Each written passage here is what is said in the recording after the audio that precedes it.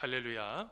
우리 이곳에 잘 오셨습니다. 옆에 있는 분들하고 인사 나누시겠습니다. 함께하면 할 수 있습니다. 함께하면 할 수 있습니다. 네. 함께하면 할 수 있다고 그러는데도 인상 쓰고 계시는 분이 한 분이 계셨어요. 자, 다시 한번 인사하겠습니다. 우리는 하나님의 은혜로 잘 되는 인생입니다. 우리는 하나님의 은혜로 잘 되는 인생입니다. 네.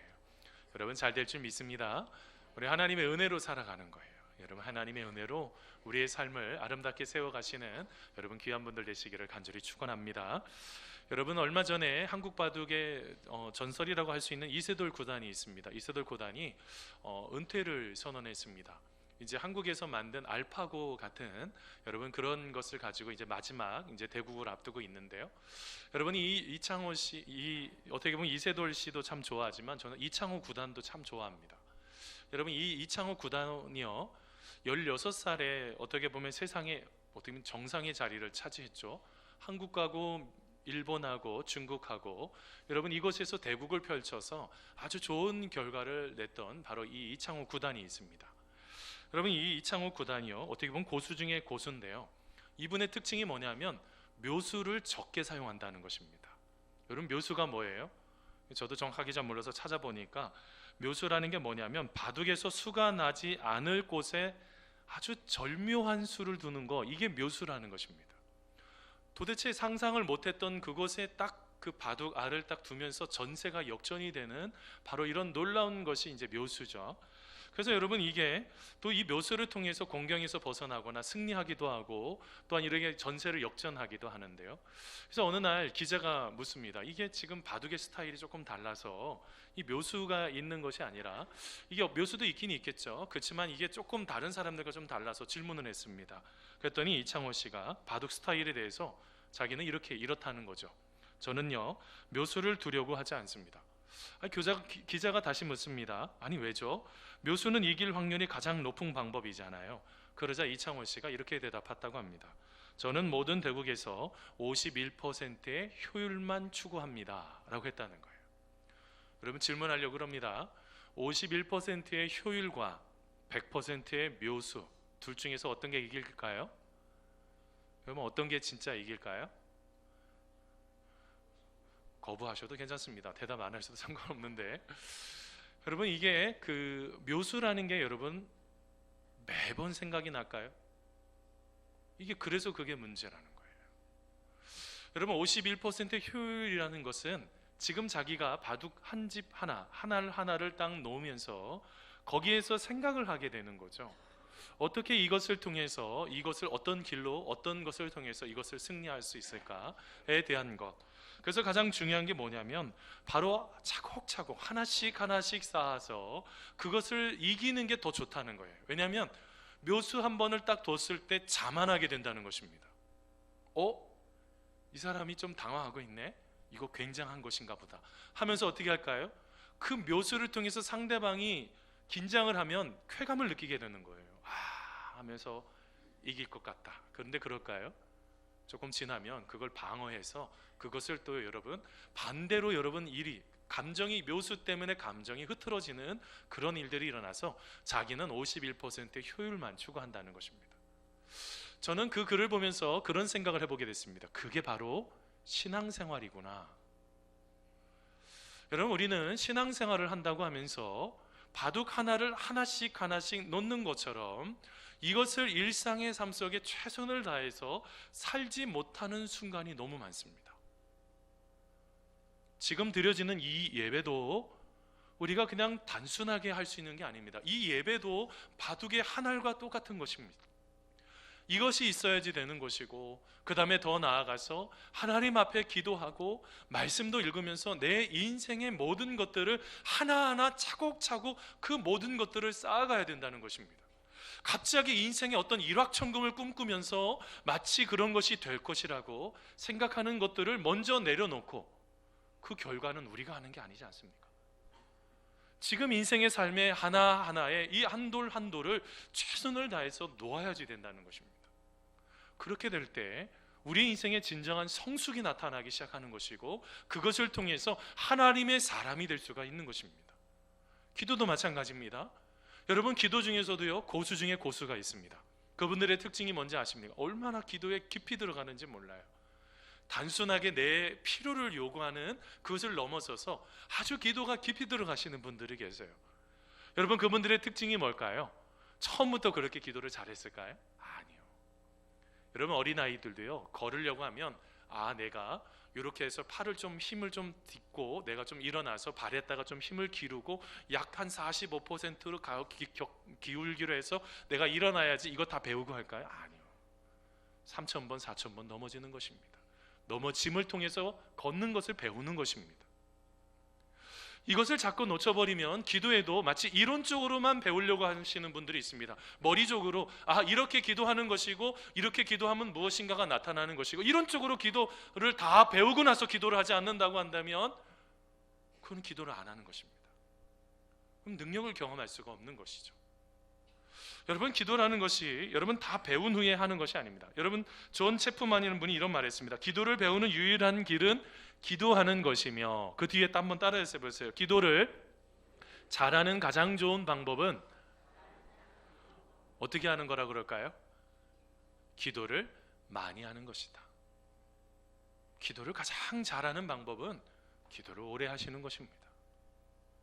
어떤 분이 그러더라고요. 목사님, 한참을 기도했는데 눈 떠보니까 5분이에요.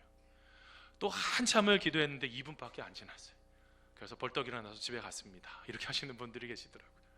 그래도 견뎌내셔야지 돼요. 그 시간을 견뎌내셔야지 기도가 더 깊은 기도에 들어가고 하나님의 놀라우신 그 은혜를 경험할 수가 있습니다.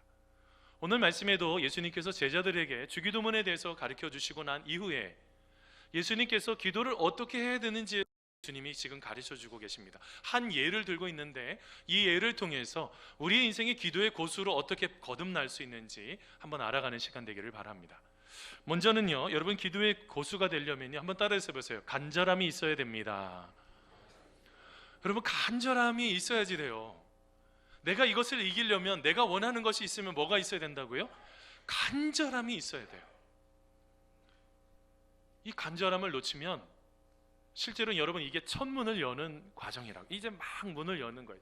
간절함이 없어서는 이 모든 것들 가운데 기쁨을 누릴 수가 없죠. 여러분, 오늘 말씀 한번 같이 한번 읽어보겠습니다.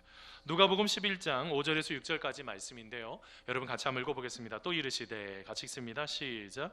또 이르시되 너희 중에 누가 벗이 있는데 밤중에 그에게 가서 말하기를 벗이여 떡 세 덩이를 내게 구워달라. 내 벗이 여행 중에 내게 왔으나 내가 먹일 것이 없노라 하면. 아멘. 지금 여러분, 예수님께서 한 예를 지금 드시고 계십니다. 그런데 이거를 잘 알려면 문화적인 배경을 세 가지를 제가 설명할 것입니다. 이거를 잘 기억하셔야 됩니다. 왜냐하면 이 본문을 잘못 해석하고 계시는 분들이 너무 많아요. 먼저는 문화적인 배경의 첫 번째입니다. 여러분, 신학자인 예레미야스가 있습니다. 여러분, 예레미야스는 그 당시에 당대의 그 집들을 연구하신 분이에요. 연구를 해보니까 그 당시에 여러분 이스라엘의 시골 지역에는 거실과 식당과 침실이 하나라는 거예요. 자, 하나로만 되어 있는 것입니다. 여러분, 또한 그뿐만이 아니라 아예 중동 지역에서 태어나서 자라서 교육받은 여러분 게네스 베일리가 있습니다. 그가 시인과 농부라는 그 책을 썼는데 그 책에도 그런 이야기가 똑같이 나옵니다. 이 당시에 팔레스틴 농부의 집은 방 한 칸에서 온 가족이 다 모여서 생활을 하는 것이라는 겁니다. 문화적인 배경 첫 번째 하나 기억하셔야 됩니다. 두 번째가 있습니다. 또 다른 문화는 이들은 유목 문화이기 때문에 어떤 다른 사람들을 만났을 때 접대하는, 환대하는 것에 대한 것이 참 많다고 합니다. 그래서 누군가가 이쪽에 친구가 오든지 누군가 왔을 때 어떻게 하는 것입니까? 환대하는 것입니다. 그분을 지극정성으로 섬기는 거예요. 여러분, 창세기 말씀 보면 아브라함이 이렇게 있었을 때 보니까 천사들이 지나갔을 때 환대하는 이야기가 나오잖아요. 고기도 잡고 그 다음에 빵도 굽고 하는 이야기, 그게 실제로는 유목문화의 여러분 가장 좋은 특징 중에 하나인 것입니다. 또 하나가 있습니다. 여러분, 만일 한 가정에 여러분 어떤 사람이 오게 되었으면 그거는 그 사람만의, 가정만의 문제가 아니라 온 마을 공동체가 그 친구를, 그 나그네를 섬겨줘야 되는 문화가 있습니다. 그런데 그 사람을 모른 척하고 외면하고 환대하지 않으면 그 마을에 있는 공동체의 모든 사람이 손가락을 뻗어서 질책을 합니다. 쯧쯧, 뭐 저런 사람이 다 있어, 너도 나중에 돕지 않을 거야. 여러분, 그렇다고 한다면 이거는 누군가가 밤중에 오던 낮에 오던 왔을 때 대충 해서는 안 되는 공동체의 문화였던 것입니다.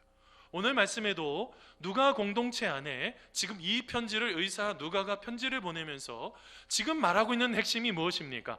우리 모두가 다, 공동체가 다 바로 이렇게 어려움 속에 있는 한 친구를, 벗을 환대하고 그를 도와야지 된다는 것입니다. 자, 이것을 이해를 하고 오늘 말씀을 보겠습니다. 예수님께서 예를 하나 드셨습니다. 한밤중에 갑자기 우리 집에 여러분이 놀러 온 것입니다. 친구가.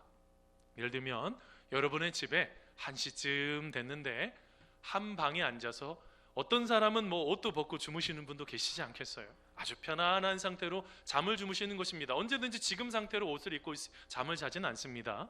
자, 편안하게 잠을 자는데 1시에 띵동띵동 하면서 소리가 나는 것입니다. 반응을 하지 않으니까 문을 두드리기 시작합니다. 쿵쾅쾅 하면서 문을 계속 두드려요. 자, 그러면 여러분 문을 열어주시겠습니까? 안 열어주시겠습니까? 말을 안 하면 완악한 사람인 줄 착각해요, 제가.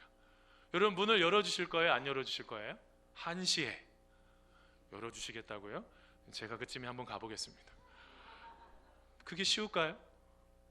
여러분, 지금 오늘 말씀에 얼마나 그 친구가 귀찮았던지, 지금 삿대질을 당하는 것이 지금 중요한 게 아니에요. 너무너무 불편해요. 아니, 왜 이 한밤중에 왔냐는 거예요. 이유가 있죠. 그 친구를 다른 친구가 섬겨주고 싶었는데 자기 집에 떡이 없어요. 어떻게 한 것입니까? 그래도 내가 이 친구한테 가면 좀 덜 피해가 되겠지, 내가 이 친구에게 가면 그래도 좀 괜찮겠지 하고 가서 간 것 아니겠습니까? 그런데요, 이 친구의 반응이 뜨뜻미지근합니다. 여러분, 오늘 말씀 한번 읽어보세요. 자, 누가복음 11장 7절 말씀입니다. 그가, 같이 읽습니다. 시작. 그가 안에서 대답하여 이르되 나를 괴롭게 하지 말라. 문이 이미 닫혔고 아이들이 나와 함께 침실에 누웠으니 일어나 내게 줄 수가 없노라 하겠느냐. 자, 여러분 잘 보셨어야지 돼요. 오늘 본문을 다시 본문을 띄워주셔야 돼요. 7절 말씀 다시 띄워주세요, 방송실. 여러분, 아까 말씀 속에 무엇 하나를 보셨어야지 됩니다. 뭘 보셨습니까?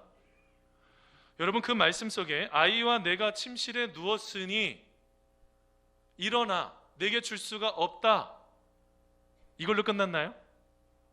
뭐라고 끝났어요? 없노라 하겠느냐. 이거는 반문입니다. 그렇지 않다는 거예요. 왜요?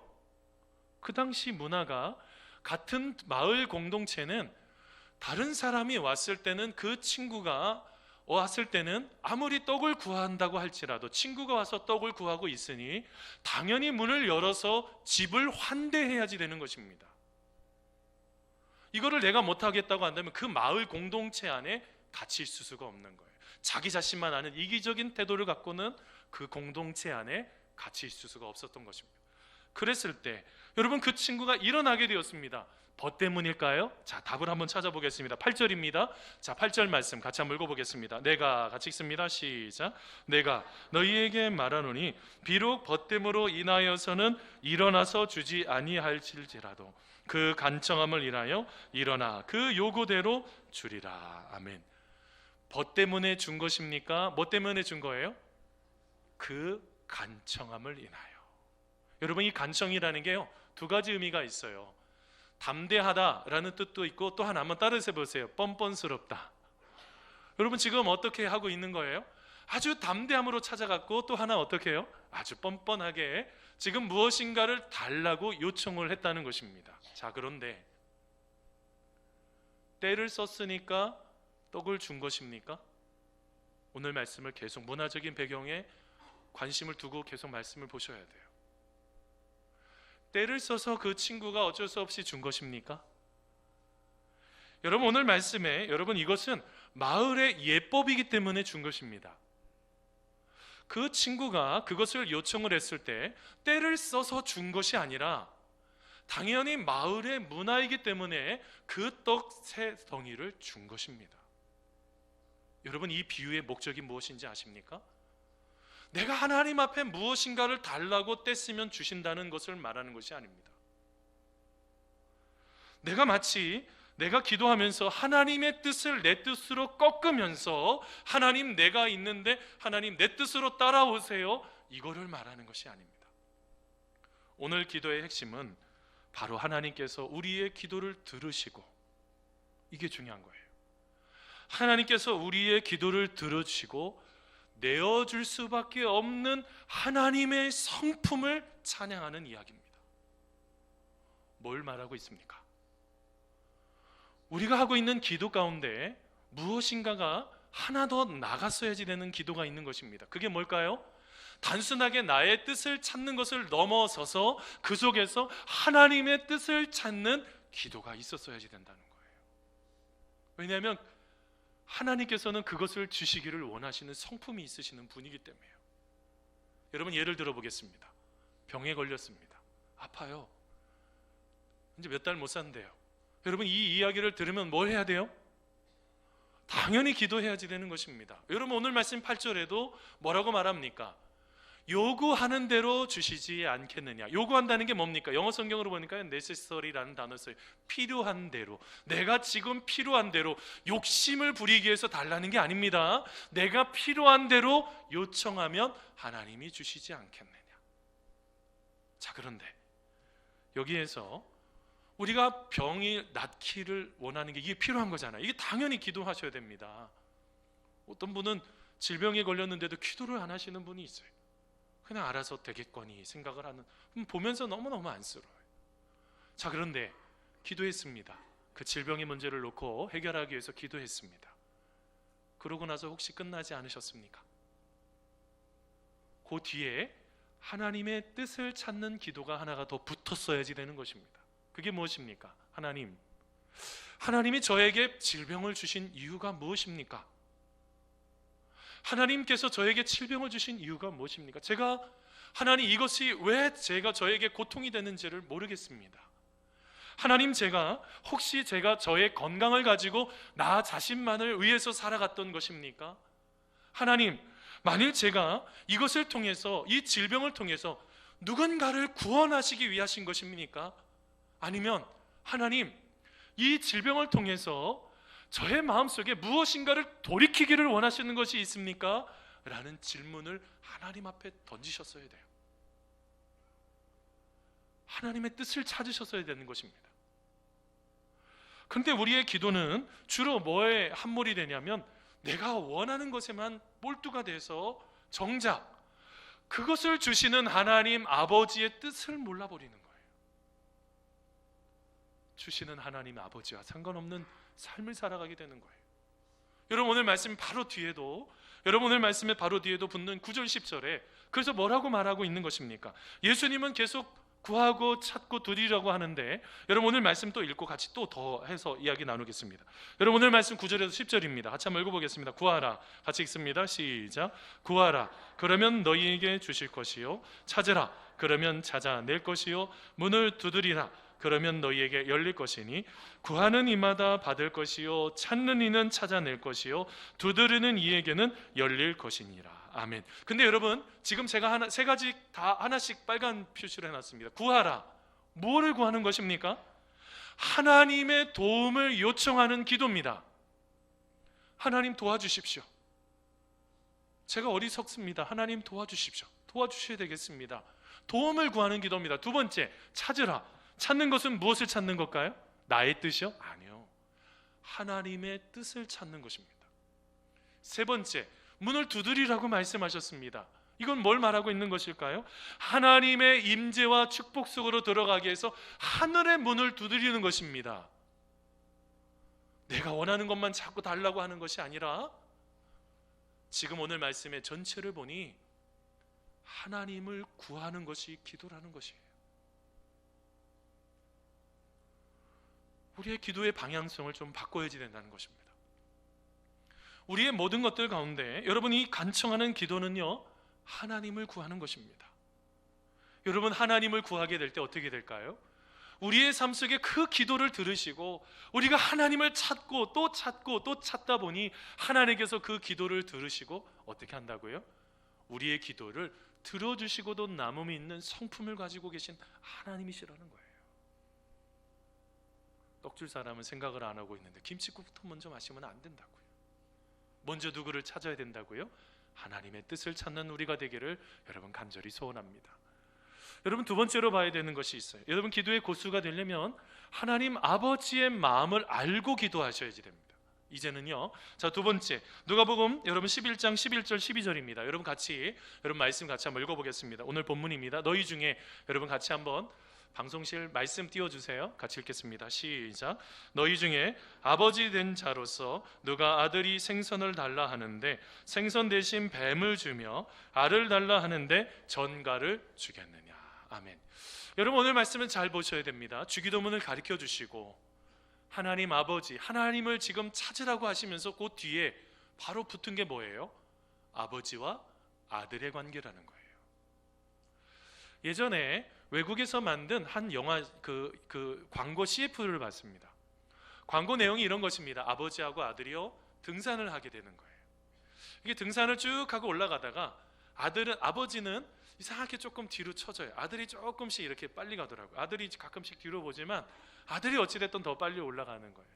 그래도 이제 아들이 자꾸 뒤로 보는 게 아버지하고 보조를 맞추고 싶은 거죠.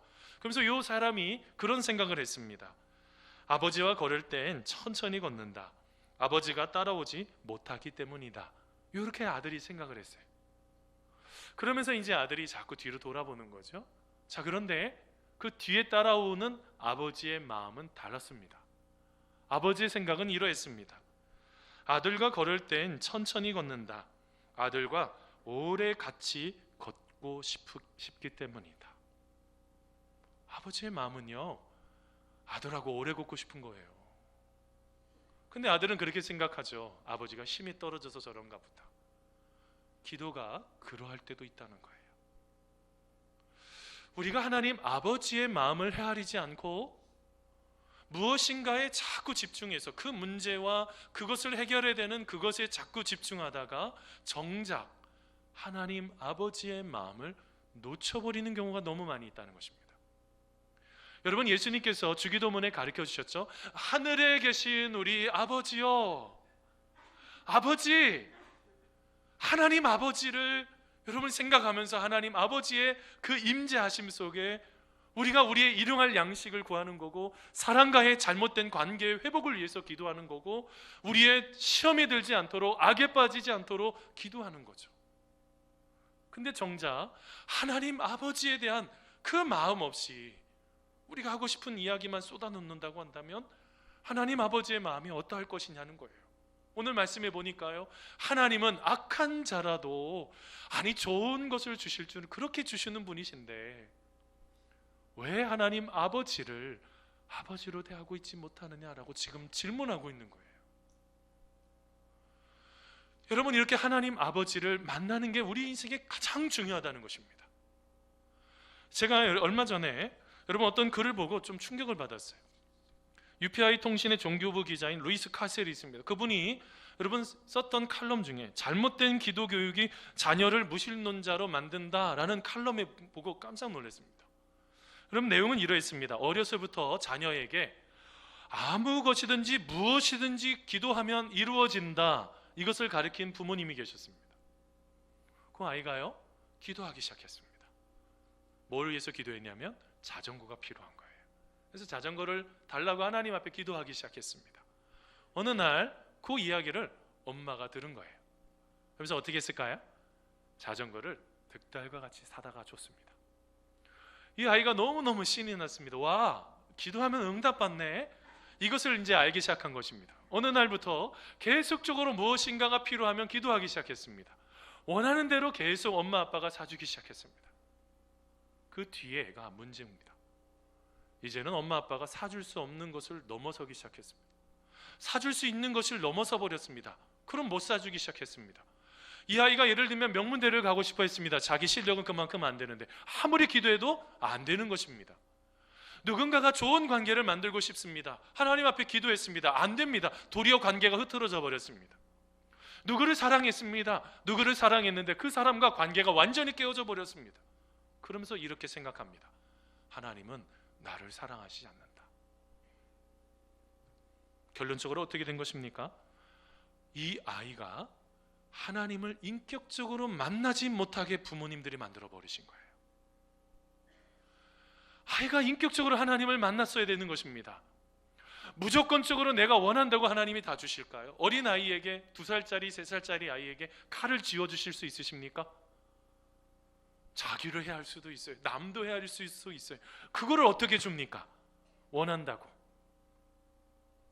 어제 한참 동안 우리 가족이 한참 동안 이렇게 4명이서 아주 이 얘기, 어린 시절에 있었던 이야기들 한참 이야기하면서 막 조금 깔깔도 대고, 와 그때 그랬니 하면서 막 얘기도 한참 나눴는데, 우리 큰딸이 그런 얘기를 하는 겁니다.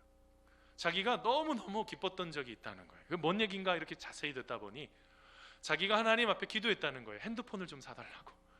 다른 친구들은 다 핸드폰이 있는데 자기는 핸드폰이 없으니 하나님 앞에 계속 기도했다는 거예요. 근데 여러분, 바로 우리가 그 얘기를 들었어도 사줬을까요? 아니요. 이 아이가 기도했는지조차도 저는 잘 몰랐는데 어제 처음 알았어요. 근데 기도했다는 거예요. 계속 핸드폰을 사달라고. 그러고 나서 어느 날 엄마가 이 딸의 손을 손잡고 가서 어디를 걸어가는데 나중에 보니까 핸드폰 가게에서 핸드폰을 사주는데 얼마나 기뻤던지 자기가 그때 생각하면 너무너무 기뻤다고 막 얘기를 하는 거예요. 원하는 대로 사줬습니까? 아니요. 그 아이가 핸드폰을 가질 때가 돼서 필요하기 때문에 사준 것입니다. 뭘 말하고 있는 것입니까? 우리는 하나님 아버지와의 관계가 형성이 안 된 상태에서 자꾸 무엇인가를 달라고 합니다. 욕심을 부리면서. 있으면 좋습니다. 그런데 그것이 하나님 아버지의 마음이신지도 질문을 해보신 적이 있으십니까? 하나님, 이것이 하나님의 뜻입니까? 그러면 하나님이 주십니다. 하나님이 원하시는 것이면 하나님께서 마음껏 주십니다. 여러분의 인생의 기쁨으로 채워주실 것입니다. 그런데 여러분, 우리가 여기서 생각해야 되는 게 뭡니까? 그것이 하나님의 뜻이 아니라고 한다면 어떻게 할 거냐는 거예요. 우리는 여기에서 자꾸 생각이 많아지는 거죠. 여러분, 많은 부분들을 실제로는 우리가 실패한 기도를 되돌아보셔야지 됩니다. 왜 기도응답을 받지 못했을까? 그 속에서 하나님의 마음을 헤아리셨습니까? 하나님의 뜻이 무엇인지 아버지의 마음이 느껴지셨습니까? 저는요, 목회를 하면 할수록 그런 생각이 들 때가 있습니다. 그때 하나님께서 주시면 참 좋았을 텐데, 이렇게 그 순간에는 그럴 때가 있습니다. 그런데요, 나중에 보면 안 주셨기 때문에 너무너무 감사하다. 그 순간에는 힘들고 어려웠을지 모릅니다. 그런데 나중에 되돌아보니 저렇게 했었으면 엄청 교만했겠구나. 적어주셨으면 진짜 하나님 없이 살았겠구나. 사랑하는 성도 여러분, 우리 하나님은 아버지는요, 우리가 가지고 있는 그런 여러 가지 연약한 기도를 듣기를 원하시는 분이십니다. 여러분, 왜 그렇습니까? 우리가 열심히 예배드렸고 열심히 헌금해서 열심히 봉사해서 열심히 무엇인가를 다른 사람들을 잘 섬겨주어서 하나님께서 기도응답을 해주시는 건가요? 아니에요. 그거는 우리가 하나님 주신 은혜가 좋아서 너무너무 감사해서 하나님이 주실 또 다른 은혜를 생각해서 여러분, 우리는 그런 것을 하는 것이고, 하나님이 왜 기도응답 해주실까요? 왜 그래요? 우리가 누구라고요? 아들이기 때문에 그러하다는 것입니다. 사랑하는 성도 여러분, 우리의 기도를 되돌아봐야 될 줄 믿습니다. 우리 하나님 아버지요, 아버지를 만나지 못하고 있는데 어떻게 그것을 응답을 받아요? 내가 원하는 것만 계속 얘기하고 하나님 아버지가 생각하고 계시는 그 놀라운 생각이 있는데, 더 좋은 생각이 있으신데, 그게 뭐라고 말합니까? 여러분, 오늘 말씀 13절 보세요. 여러분, 오늘 말씀의 13절에 이렇게 말했습니다. 너희가 악한 자라도 좋은 것을 자식에게 줄 줄 알거든 하물며 너희 하늘 아버지께서 구하는 자에게 뭐를 주시지 않겠느냐고요?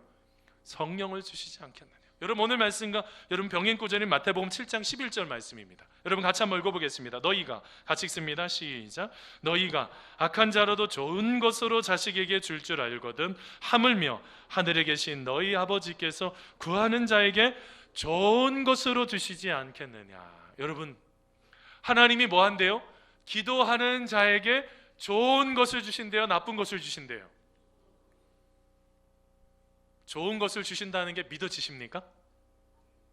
자, 그런데 그 좋은 게요, 늘 내가 생각하는 좋은 것이어야지 될까요? 하나님이 생각하시는 좋은 것이 뭐여야지 될까요? 여러분, 가끔씩 어떤 모르는 식당에 갈 때 있으시죠? 여러분, 가끔씩 모르는 식당에 가서 그 메뉴판을 보고 음식을 시켰다가 여러분 실패해 보신 적 있으십니까? 와, 그 생긴 거는 그림으로는 너무너무 맛있을 것 같아가지고 딱 갔는데 그거를 시켰더니 내 입맛에 안 맞아요. 조금 전인데 어떤 식당에 이제 블로그를 보고 찾아갔습니다. 와, 가서 빨리 집에 가고 싶은 거예요. 음식을 나오는데 음식이 얼마나 맛이 없던지. 저는 그렇다고 이제 그리스도인이니까 남들 앞에 그분한테 음식이 왜 이렇게 맛이 이래요, 이런 얘기 절대로 안 합니다. 제가 혹시 누군가 옆에서 하면 제가 절대로 하지 말라고 그랬어요. 안 가면 되지, 왜 그렇게 가서 또 나중에 기도하고 밥 먹었는데 야 저렇게 그냥 막 얘기하네, 이렇게 얘기하면 좀 힘들 수도 있잖아요. 근데 여러분, 제가 그럴 때는 이제 지혜가 있는 것을 하나 알았어요. 그게 뭐냐면 이 집에서 가장 맛있는 것이 무엇입니까? 라고 종업원에게 물어봐야지 된다는 거예요. 여러분, 영어 표현 중에서 이런 표현이 있잖아요. 오늘의 추천 요리가 무엇인가요? 이건 맛있다는 거예요. 대표적으로 음식을 내놓을 수가 있는 음식이라는 거예요. 뭘 말하고 있습니까? 내가 원하는 것이 진짜 좋은 것이 아니에요. 더 좋은 게 있다고요. 여러분, 그게 뭐라고요? 오늘 말씀엔 누가가 표현하기를 바로 성령님이다. 여러분, 성령님이라는 게 뭐예요? 하나님 전체를 우리가 구해야지 된다는 거예요. 여러분, 생각을 한번 해보세요. 내가 원하는 것이 하나님의 인생 가운데 가장 원하시는 인생일 수도 있습니다. 마음이 땅에서 우리의 삶 속에 감사가 넘치고 행복이 넘칠 때도 있어요. 그런데 여러분, 하나님이 기뻐하시지 않는 것 주시지 않을 수도 있는 거예요. 왜요? 더 좋은 것을 예비하고 계시잖아요. 이거 믿어지십니까? 그냥 그거 안 주면 그냥 막 우리 하나님 미워요 하면서 막 교회도 안 나오고 어디 다른 데 가서 산으로 들러 내려가면서 막 스트레스 풀려고 하는데 공허하시잖아요. 해결이 되셨어요? 아니요. 하나님 아버지의 마음을 잘 알고 누구도 만나셔야 돼요. 성령과 기도보다 앞서지 말라. 우리 내년도 목표 중에 하나이기도 합니다. 성령과 기도보다 앞서지 않은 인생을 살아가야 돼요. 자꾸 하나님보다 앞서려고 하니까, 기도보다 앞서려고 하니까 어떻게 돼요? 자꾸 넘어지는 인생을 사는 것입니다.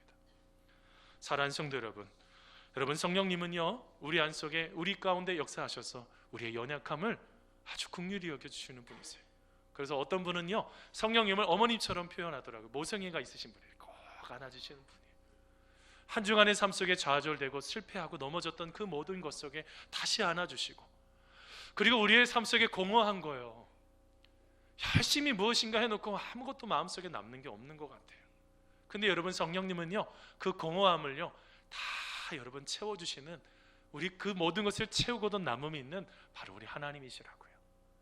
사랑하는 성도 여러분, 우리의 삶 속에 진정으로 기도할 때 하나님을 먼저 구하고 하나님의 그 은혜 가운데 충만한 상태에서 우리의 삶에 일용할 양식과 우리의 기도를 하나님 앞에 올려드리는 믿음의 귀한 성도님들 되시기를 간절히 축원합니다. 이런 말씀을 맺습니다. 기도의 사람 존 플래처라는 분이 이런 말을 했다고 그럽니다. 나는 항상 기도로 방벽을 뚫고 나가며 기도하지 않고는 자리에서 일어나지 않으며 나의 침실의 벽을 기도의 호흡으로 벽을 발랐다. 이런 말을 합니다. 뭐 했다는 것입니까? 늘 기도함으로 그의 인생을 살아가기 시작했다는 거예요. 사랑하는 성도 여러분, 기도의 고수가 되는 첫 걸음은요 한 걸음 내디디시는 거예요. 수없이 기도의 자리, 작은 것일지라도 한 걸음 한 걸음 내딛는 거예요. 요즘 겨울왕국 한참 2탄이 이제 두 번째가 한참 나오는데, 가족들 데리고 갔더니 거기 보면 여자 동생 주인공이 막 어쩔 줄 몰라 할 때 거기서 막 마음속에 그 내면의 마음에 그런 마음이 들리더라. 한 걸음을 내디르라는 거예요. 우리도 마찬가지입니다. 기도의 고수는요 기도하는 그 시간, 작은 것일지라도 하나하나 쌓이면 그것을 통해서 놀랍도록 역사하시는 그 하나님의 손길과 기도의 깊이를 경험하는 여러분 우리가 되게 될 줄 믿습니다. 여러분, 하나님 안에 진정으로 기도를 포기하지 않는 우리가 되기를 간절히 소원합니다. 우리 같이 기도하시겠습니다.